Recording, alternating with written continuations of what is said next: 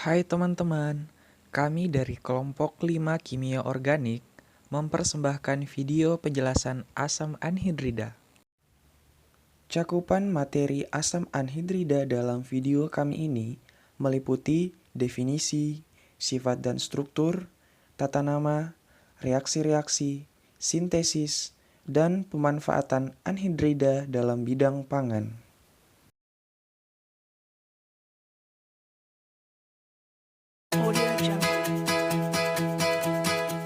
Perkenalkan, nama saya Abdul David Pongsapan, NIM 191011050553, membawakan materi reaksi anhidrida. Perkenalkan, nama saya Marcelino Dian, NIM 191011015074, akan membawakan materi reaksi anhidrida secara umum. Perkenalkan, nama saya Chelsea Anastasia Gratia Lengkong, NIM 191011015070, akan membawakan materi tentang struktur anhidrida. Perkenalkan, nama saya Kristika Wuwung, NIM 191011050060, membawakan materi pemanfaatan anhidrida dalam bidang pangan. Perkenalkan, nama saya Jessica Sharon Salikode, NIM 191011105076, akan menjelaskan tentang sifat anhidrida. Perkenalkan, saya Sania Polii, NIM 191011050081, membawakan materi tentang sintesis anhidrida. Perkenalkan, nama saya Tiara Melisa Siombing, NIM 191011105078. Saya akan membawakan materi tata nama anhidrida. Perkenalkan, nama saya Priscilia Turangan, NIM 191011050072, membawakan materi definisi anhidrida.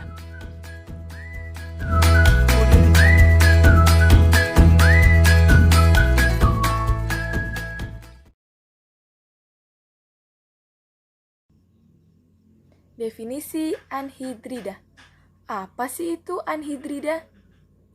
Anhidrida asam merupakan suatu senyawa organik yang memiliki dua gugus asil yang terikat pada atom oksigen yang sama, yang mempunyai struktur dua molekul asam karbosilat dengan satu molekul air yang dibuang. Atau dengan kata lain, anhidrida berarti tanpa air. Seperti yang dikatakan sebelumnya, bahwa anhidrida terdiri dari dua asam yang melepaskan satu molekul airnya sehingga terbentuk struktur seperti pada gambar dengan warna biru sebagai gugus fungsionalnya dan warna hitam sebagai gugus asilnya. Selanjutnya, sifat anhidrida. Untuk menjelaskan sifat-sifat anhidrida asam, maka diambil contoh etanoat atau anhidrida asam sederhana. Sifat-sifat anhidrida ini ialah yang pertama, tidak berwarna. Anhidrida etanoat ini merupakan cairan yang tidak berwarna atau dapat disebut juga dengan cairan bening. Yang kedua, memiliki bau. Anhidrida memiliki bau yang sangat mirip dengan asam cuka atau asam etanoat. Adanya bau dari anhidrida ini dikarenakan anhidrida etanoat bereaksi dengan air di udara dan kelembapan dalam rongga hidung menghasilkan asam etanoat kembali.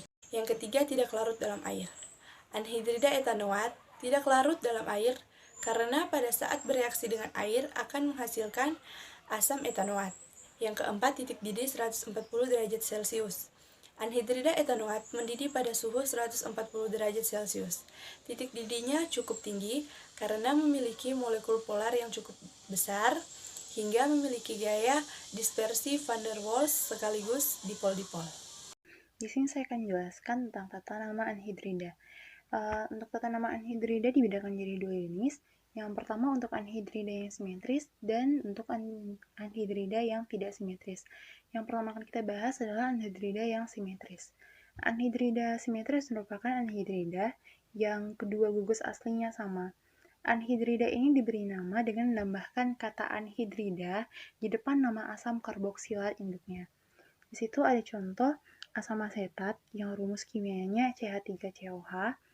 Untuk nama IUPAC-nya sendiri, seperti yang tadi dibilang, menambahkan kata anhidrida di depan nama asam karboksilat induknya.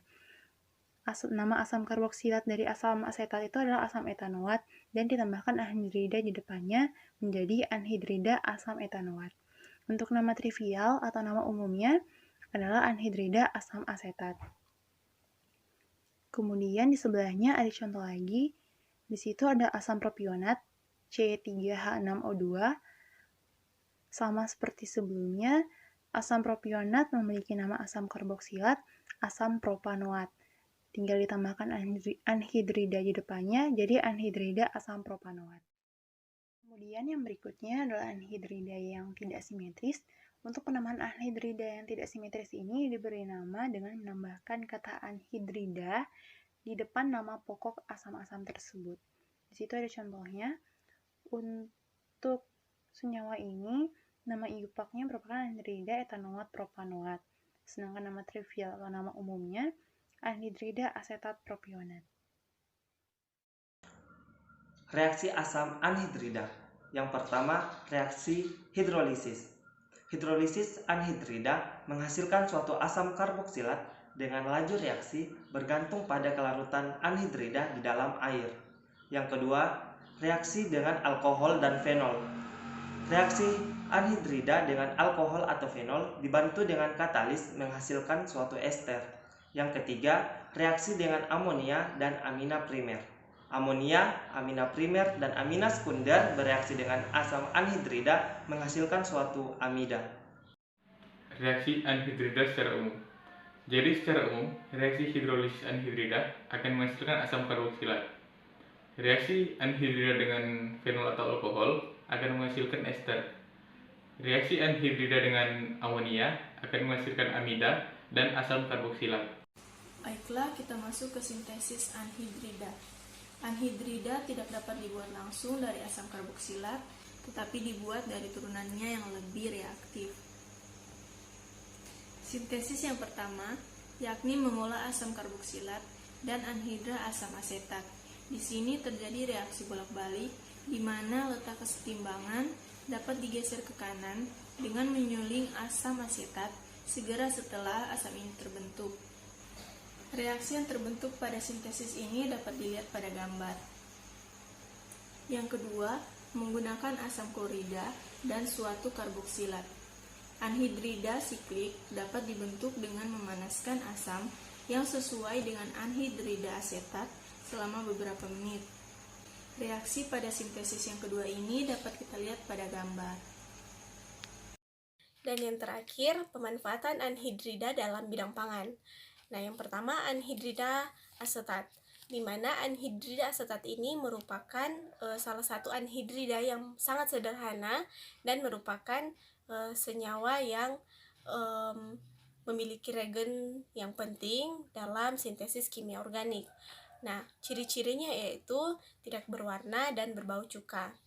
Nah, contoh dalam bidang pangan yaitu sebagai pewarna, sebagai pelarut dalam bahan organik, terdapat pada rempah-rempah dan terdapat pada asam cuka. Dan yang kedua, anhidrida maleat, di mana anhidrida maleat ini memiliki ciri-ciri yaitu tidak berwarna atau berwarna putih padat dan memiliki bau yang sangat tajam. Nah, secara tradisional anhidrida maleat dimanufaktur dari oksidasi benzen atau senyawa aromatik lainnya.